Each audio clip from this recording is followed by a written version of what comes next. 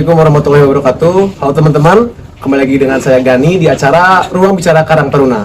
Pada kesempatan kali ini, kita akan membahas mengenai pemuda dan wirausaha. Dan terima kasih juga kepada Cafe Sajen yang telah mensponsori acara pada hari ini. Nah, kita sekarang sudah kedatangan tamu teman-teman, narasumber kita sekarang yang akan membahas mengenai pemuda dan wirausaha. Beliau yang telah lama berkecimpung di dunia pemuda dan wirausaha. Selamat datang, Kang Adi. Ya, Gimana kabarnya, Kang? Sehat kan? alhamdulillah sehat. Alhamdulillah. Nah, beliau akan menjadi narasumber kita pada Rubik kali ini.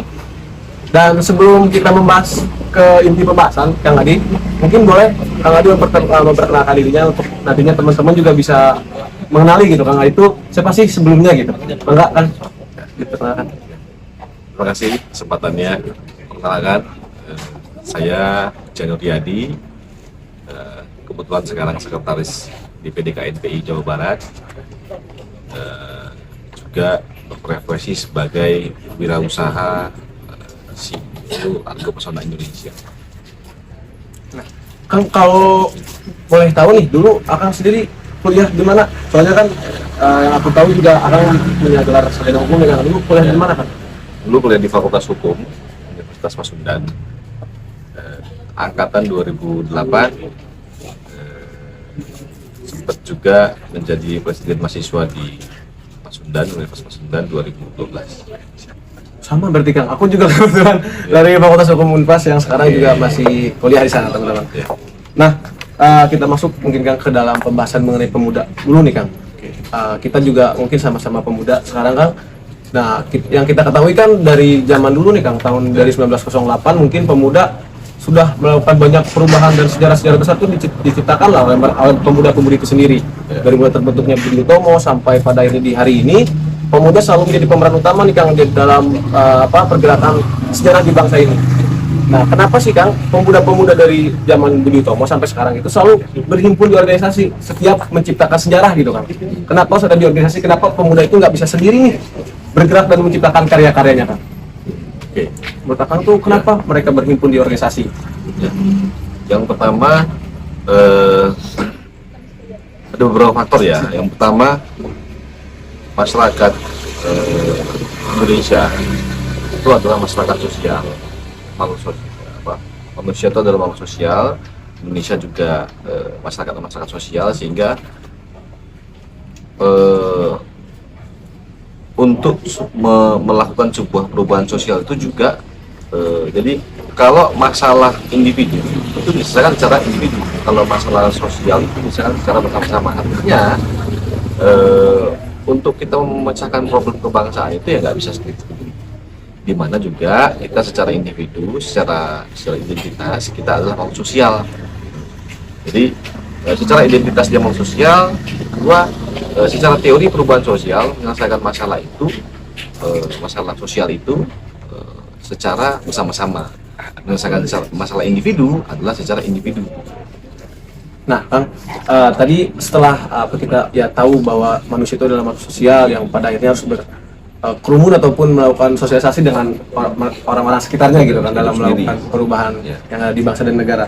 Nah, peran organisasi sendiri, Kang, ketika pemuda-pemuda berhimpun itu, kenapa sih harus pemuda yang pada akhirnya berhimpun di organisasi? Kenapa nggak orang-orang yang mungkin usianya lebih tua dari pemuda, mungkin pengalamannya yang lebih? Kenapa harus pemuda yang ikut organisasi dan melakukan perubahan sosial itu sendiri, Kang? Ya. Kalau organisasinya sendiri itu kan sebenarnya hanya tempat berhimpun saja. Ya tadi, sebagaimana organisasi itu adalah tempat orang berhimpun memiliki tujuan yang sama, visi yang sama. Artinya organisasi itu adalah tempat berkumpulnya orang berkolektivitas di situ. Dari tadi identitas sebagai makhluk sosial dan lain-lain. Kemudian soal anak muda, kenapa anak muda yang memiliki peranan?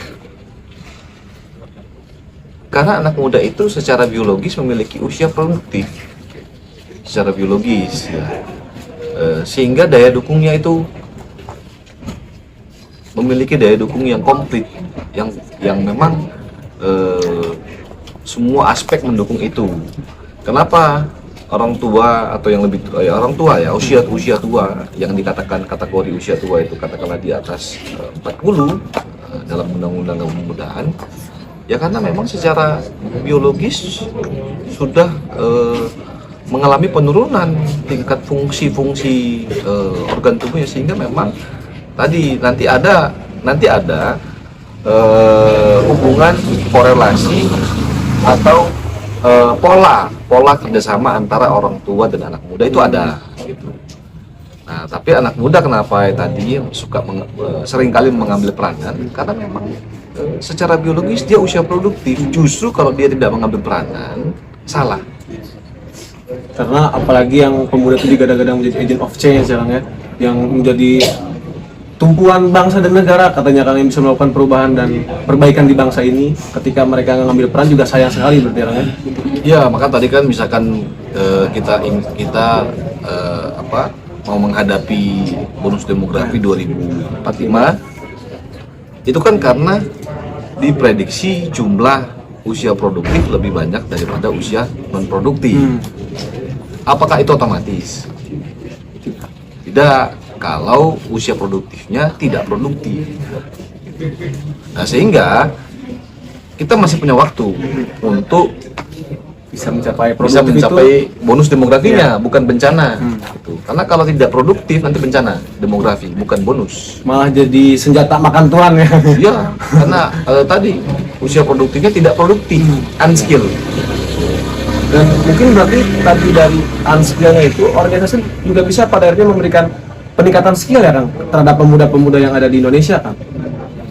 Ya, organisasi kan itu kan sebagai alat saja ya, wadah gitu. Jadi intinya adalah, inti perubahan itu adalah ada di individu kita masing-masing, individu yang terkolektif.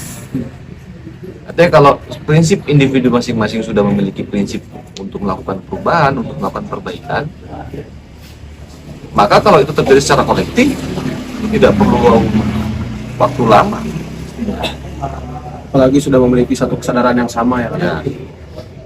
Tadi kita membicarakan tentang bonus demografi yang dengan harapan pemuda nanti di tahun 2045 tuh bisa betul-betul produktif gitu Kang. Maksudnya produktif dalam artian bukan secara biologis umurnya saja, tetapi dalam kinerjanya juga gitu kan. Tapi melihat mungkin Kang di keadaan sekarang di hari ini, pemuda-pemudi ini masih banyak yang acuh tak acuh mungkin yang bisa disebut terhadap keadaan bangsa dan negara, mungkin terhadap juga kehidupannya sendiri gitu Kang. Nah, apa sih Kang pesan ataupun kiat-kiat Akang sendiri untuk pada akhirnya memantik nih semangat daripada pemuda untuk bisa produktif ke depannya? Ya, sebenarnya bukan sekarang ya, dari dulu kalau soal acuh tak acuh. Karena ya itu kan mencerminkan keadaan ekonomi bangsa salah satunya.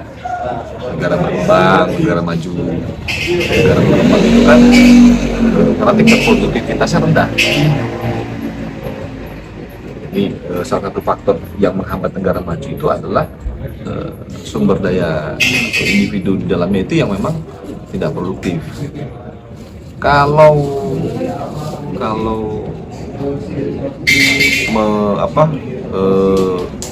memupuk atau mengembleng agar anak muda mau bergerak, saya kira memang ini perlu edukasi ya, perlu melakukan. Tapi kita harus memulai ini dari individu. Nah, kenapa saya merasa harus hadir ke sini? Saya ini kan dari Jakarta dan saya harus balik lagi setelah ini. Dan ini kan diskusinya kan level kecamatan. Saya kan menjabat organisasi di level provinsi. Tapi saya merasa bahwa perubahan itu bisa hadir dari level manapun. Saya memiliki perasaan atau tergerak perasaannya karena saya meyakini bahwa saya di Rancasari ya. Rancasari ini saya akan ketemu sama anak-anak muda yang kemudian ini kesempatan saya untuk bisa bicara, untuk bisa mengedukasi bagaimana anak muda itu kesadarannya memiliki, gitu, kesadarannya bangkit gitu, bahwa untuk mereka maju, untuk kampungnya maju, untuk bangsanya maju dan keluarganya maju, perlu melakukan apa? Saya akan jelaskan. Nah, tadi kan kita pun sekarang akan berkecimpung di organisasi kepemudaan di KMPI, dan saya juga di Karang Taruna gitu kan. Akang sendiri melihat indeks pertumbuhan pemuda nih Kang, apalagi mungkin di skala provinsi Kang, Jawa Barat sendiri, itu seperti apa sih Kang melihatnya? Apakah memang pemuda ini sudah berada di taraf yang memang mumpuni dalam artian mereka sedang produktif gitu kan, atau masih banyak perlu perbaikan ke depannya? Secara rata-rata kalau untuk di seluruh Indonesia ya, sangat prihatin dan perlu perbaikan, karena kita bisa rasakan tingkat produktivitas kita itu belum mencapai angka baik, ya menuju baik ya. Kita bukan pesimis, tapi ini menyampaikan keadaan faktual bahwa ya masih lebih banyak yang tidak produktif pemuda di Jawa Barat. Buktinya apa? Kalau kita ingin bukti secara ini ya, saya melihat secara politik ya. Kalau anak-anak muda itu di pemilu kemarin, pemilu kemarin itu yang kita rasakan apa? Orang itu mudah dipengaruhi atau mandiri pada sikap individunya. Mudah dipengaruhi. Nah, mudah dipengaruhi itu salah satu ciri keadaan yang tidak produktif gitu. Karena kalau orang produktif, ujungnya dia akan mendapatkan kemapanan dan kemandirian pengetahuan. Pemikiran bisa mandiri gitu. Ya, yang ujungnya juga nanti dia akan mendapatkan kemapanan dan kemandirian ekonomi. Nah, kondisi orang yang seperti itu, yang memapan secara pengetahuan dan ekonomi, itu tidak mudah dipengaruhi. Dia kan punya pilihan sendiri. Itu kita bisa lihat di salah satu momentum politik kemarin. Jadi terus juga ya tongkrongan. Kan kita kultur di sini kan memang kita senang nongkrong ya. Tidak masalah nongkrongnya. Nongkrongnya itu nggak masalah. Yang masalah itu adalah apa yang dibahas. Produktif tidak. Jadi orang nongkrong itu, orang ada budaya hobi nongkrong itu nggak masalah. Tapi asal memang progresif dan produktif yang dibahas. Tapi kan kenyataan yang kita rasakan hari ini kan kebanyakan tidak produktif. Sebanyak yang sekedar hahihi mungkin ya, dalam pembahasannya mungkin bukan hal-hal produktif yang coba untuk meningkatkan taraf kehidupannya mungkin ya. Iya, meningkatkan, mengupgrade pengetahuan. Ya nongkrong itu kan tidak cuma kita mendapatkan pengetahuan, juga bisa mendapatkan networking kan. Itu relasi Nongkrongan itu untuk sekarang. Tapi tadi itu kan bukan yang utama adalah membangun kapasitas diri, membangun kapasitas diri. Yang utamanya adalah mengupgrade skillnya gitu, dengan cara ya tadi itu kan salah satu ruang ya. Nah, Kang, selama Kang mengikuti organisasi mungkin dari mulai mahasiswa ataupun sebelum mahasiswa sampai sekarang, dampak apa sih Kang yang mungkin sangat terasa betul di dalam kehidupan yang pada akhirnya organisasi penting nih buat kita gitu? Organisasi itu tidak penting kalau ya, jadi teman-teman akan merasakan tidak adanya manfaat berorganisasi kalau kita tidak memiliki keterampilan atau skill. Bayangkan, organisasi itu kan media untuk kita bisa ketemu orang lebih banyak. Betul. Ya. Kemudian kita tidak memiliki keahlian apapun. Kira-kira pertemuan-pertemuan kita di organisasi itu akan mendapatkan atau menghasilkan apa? Sia-sia sih kalau kita nggak ada keterampilan dalam... Ya apa yang mau dikerjasamakan antar orang di situ? Artinya organisasi itu akan menciptakan potensi titik ekonomi, titik kemajuan ketika masing-masing individu memiliki keahlian, memiliki keterampilan. Pertanyaannya hari ini, kepemilikan keterampilan itu atau keahlian itu bukan belum menjadi kesadaran bahwa itu perlu. Bahkan setelah itu kan ada di mana kita merasakan kita banyak tahu tentang sesuatu hal, tapi sedikit-sedikit Nah, ini adalah ciri-ciri kalau orang-orang seperti ini banyak, ini ciri-ciri bencana demografi. Bencana demografi. Ya, kalau orang-orang seperti yang tadi itu banyak, yang punya banyak pengetahuan tapi sedikit-sedikit. Karena apa? Karena tidak ada pengetahuan yang dalam, tidak ada pengetahuan yang fundamental, yang kafa. Kalau sedikit-sedikit menguasai gitu ya. iya, sehingga apa? Dalam kompetisi dia tidak akan menang. Kalau pengetahuannya tidak Secara dalam, menyeluruh, tidak ya. menyeluruh. Nah, yang dibutuhkan itu adalah satu saja keahlian bidang kebidangan, tapi ahli. Nah, sedangkan ahli, untuk menjadi ahli itu membutuhkan effort, membutuhkan waktu tidak instan, dan pasti menderita. Loh, karena proses itu kan nggak mudah, nggak ya apa, capek itu kan menderita.